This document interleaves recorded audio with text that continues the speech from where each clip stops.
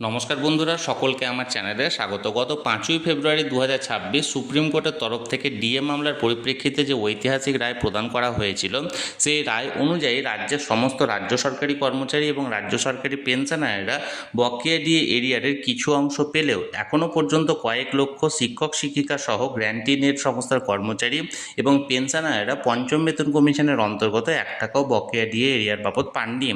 এখন এই ডিএ মামলা সংক্রান্ত একটি অত্যন্ত গুরুত্বপূর্ণ খবর সামনে এসেছে।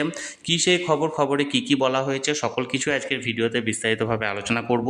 ভিডিওটি অত্যন্ত গুরুত্বপূর্ণ, তাই প্রথম থেকে শেষ পর্যন্ত অবশ্যই ধৈর্য সহকারে দেখবেন এবং ভালো লেগে থাকলে অবশ্যই একটি লাইক করবেন এবং সকলের সঙ্গে শেয়ার করবেন। আর সেই সাথে এই চ্যানেলে যদি প্রথমবার হয়ে থাকেন এই রকমের ইনফরমেটিভ ভিডিও আরও দেখার জন্য যারা এখনও পর্যন্ত চ্যানেলটিকে সাবস্ক্রাইব করেননি তারা অবশ্যই চ্যানেলটিকে সাবস্ক্রাইব করে নিতে ভুলবেন না।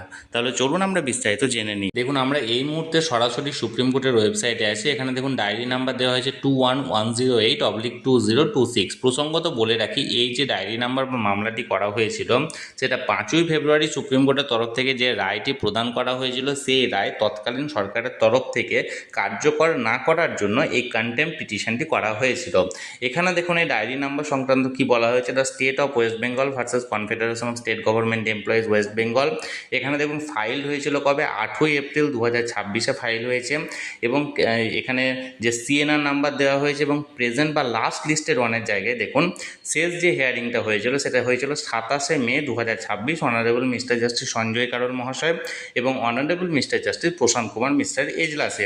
স্ট্যাটাস এখনও পর্যন্ত পেন্ডিং আছে এবং টেনেটিভলি কেস মে বি লিস্টেড 23/7/2026, অর্থাৎ আগামী 23শে জুলাই 2026 এই মামলাটি পুনরায় আবার উঠতে চলেছে সুপ্রিম কোর্টে। প্রসঙ্গত বলে রাখি, এই মামলাটি 8ই এপ্রিল ফাইল করার পরে দুবার সুপ্রিম কোর্টের শুনানির জন্য উঠেছিল, কিন্তু যেহেতু সেই সময় পশ্চিমবঙ্গে পালাবদল ঘটেছে এবং নতুন সরকার ক্ষমতায় আসার জন্য এই মামলাটি কিছুদিনের জন্য পিছিয়ে দেওয়া হয়েছিল শুনানির জন্য। কিন্তু এই মামলাটি এবার পুনরায় উঠতে চলেছে আগামী 23শে জুলাই 2026। এখন দেখার বিষয়, এই 23শে জুলাই 2026 সরকারের পক্ষ থেকে এই ডিএ এরিয়ার প্রদান সংক্রান্ত কী যুক্তি দেখানো হয় বা যে সমস্ত মামলাকারী সংগঠনগুলি আছে সেই সংগঠনগুলির তরফ থেকেও বা কী যুক্তি খাড়া করা হয়। আমি সবসময় চোখ রেখেছি যে কোনো আপডেট আসা মাত্রই তৎক্ষণাৎ সেটা আপনাদের সঙ্গে শেয়ার করে দেবো। তাই যারা এখনও পর্যন্ত চ্যানেলটির সঙ্গে যুক্ত নেই অবশ্যই চ্যানেলটিকে সাবস্ক্রাইব করে চ্যানেলটির সঙ্গে যুক্ত হয়ে যান। আর এই ভিডিওটি ভালো লেগে থাকলে অবশ্যই একটি লাইক করুন এবং সকলের সঙ্গে শেয়ার করুন। আর সেই সাথে অবশ্যই চ্যানেলটিকে সাবস্ক্রাইব করে রাখুন। ধন্যবাদ, দেখা হচ্ছে পরের ভিডিওতে।